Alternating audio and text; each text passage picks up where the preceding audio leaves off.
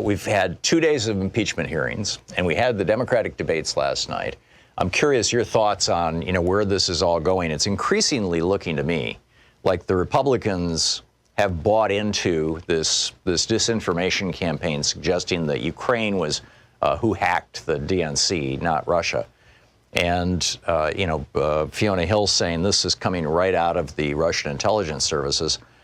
Whether that is the case or whether it's coming out of the oligarchs in Russia or some Russian oligarchs or some Russian and Ukrainian oligarchs, keep in mind, one of them is building a factory in Kentucky right now to help Mitch McConnell get reelected. One of the reasons they're calling him Moscow Mitch. I'm still, in my own mind, a little uncertain about which is the issue. I am seeing, frankly, if you want to get into conspiracy theories, I'm seeing a worldwide network, essentially, of billionaire oligarchs who are trying to make the world safe for oligarchy. And this is, in my opinion, not unique to Russia. I mean, it's certainly happened in Russia and is happening in Russia, but it's also happening in Brazil right now. It's how Jair Bolsonaro got in there.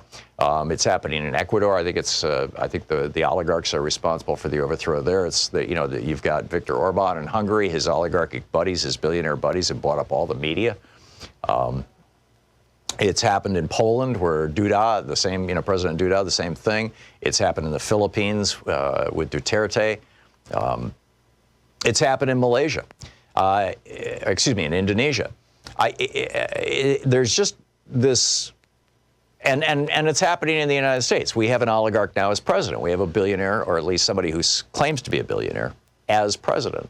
And he was put into place in part by American oligarchs like Robert Mercer and his daughter Rebecca, who funded so much of the Trump campaign, and Shelley Adelson and the Koch brothers, down to one brother now, I guess, who are politically active, and it's just like it's oligarchy on parade. And so, I'm less inclined to view Russia as a single source of all evil in the world, and frankly, China is in on it with the oligarchs too. Oh, and one other thing that happened, and I'll pick up your phone calls. Yesterday, Donald Trump went to a factory in Texas where they're manufacturing Apple products and met Tim Apple there, Tim Cook, the CEO of Apple that Trump referred to as Tim Apple recently. And Trump, did a little press conference and said, when I got elected president, I said, they're going to start making stuff here in America. And now, because of me, Apple is manufacturing these things right here in America. And Tim Cook is standing right next to him. This factory opened in like 2013, 2014, something like that. I mean, during Obama's presidency.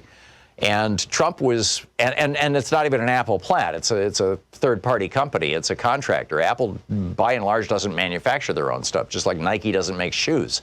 They have it manufactured by other companies, and then they're basically a brand marketing company, and increasingly a data services company, as is happening, all across this whole area.